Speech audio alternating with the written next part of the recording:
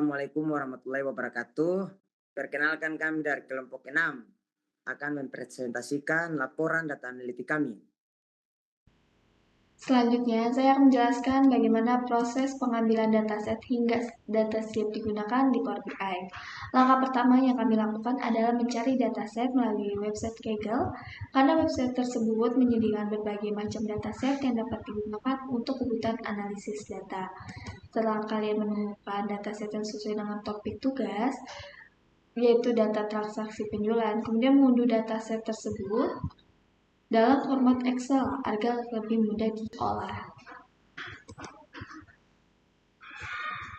Setelah datanya sudah dipindahkan ke dalam Excel, selanjutnya kami membuka Power BI Desktop dan mengimpor dataset menggunakan fitur Get Data.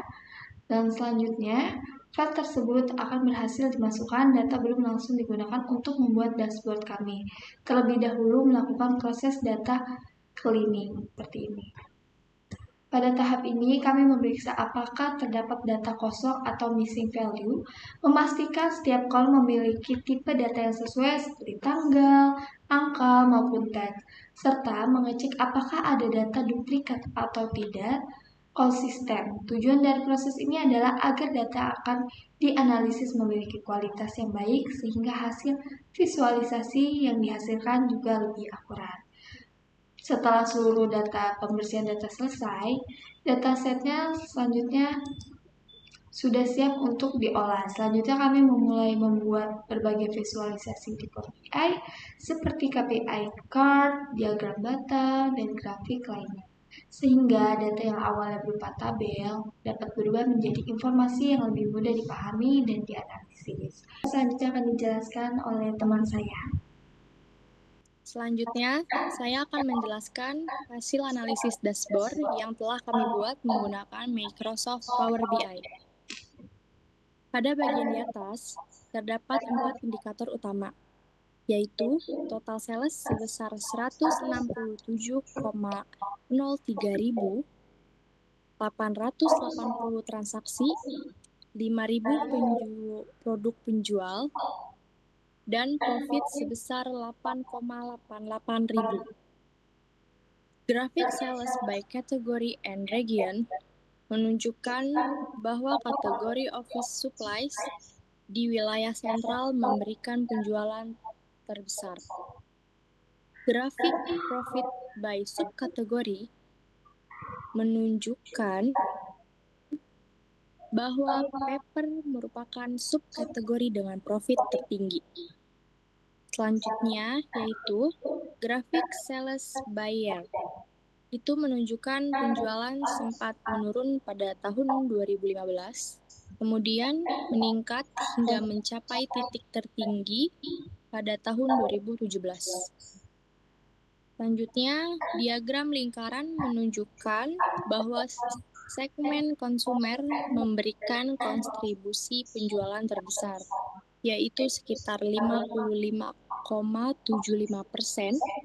Di bagian bawah juga tersedia tabel ringkasan penjualan, serta filter kategori, wilayah, dan tahun yang memudahkan pengguna dalam menganalisis data. Baik, selanjutnya saya akan menjelaskan insight dan rekomendasi dari Superstore Sales Dashboard. Berdasarkan dashboard Power BI yang telah kami buat, terdapat beberapa insight yang dapat diperoleh. Yang pertama itu total penjualan pada data Superstore periode tahun 2014 sampai 2017, yaitu mencapai sekitar 167.300 dengan total 880 transaksi. Jumlah barang yang terjual sebanyak 5.000 unit dan total keuntungan sebesar 8.880.000.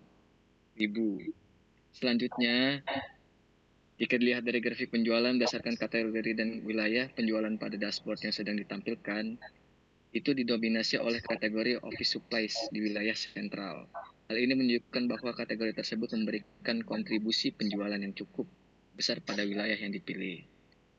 Kemudian, berdasarkan grafik profit per subkategori, terlihat bahwa beberapa subkategori mampu menghasilkan keuntungan yang lebih tinggi dibandingkan subkategori lainnya.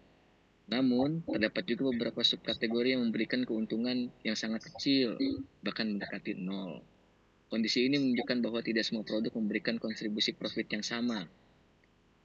Pada grafik penjualan, berdasarkan tahun 2017 sampai 2027 terlihat bahwa setelah mengalami penurunan pada tahun 2015 nih penjualan kembali meningkat. Terus pada tahun 2016 juga hingga mencapai nilai tertingginya itu pada tahun 2017.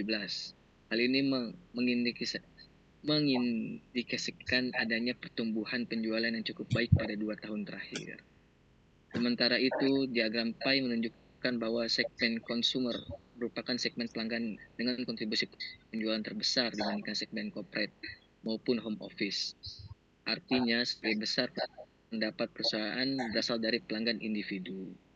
Nah, berdasarkan hasil analisis tersebut, rekomendasi yang dapat kami berikan adalah perusahaan perlu mempertahankan penjualan pada kategori dan segmen yang memiliki performa yang lebih baik, khususnya itu pada kategori office supply dan segmen consumer.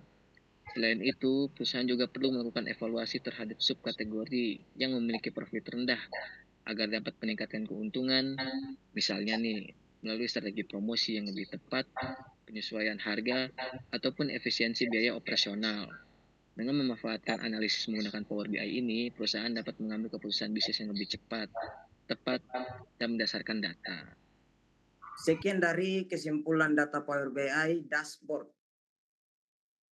yang kami paparkan. Semoga bermanfaat.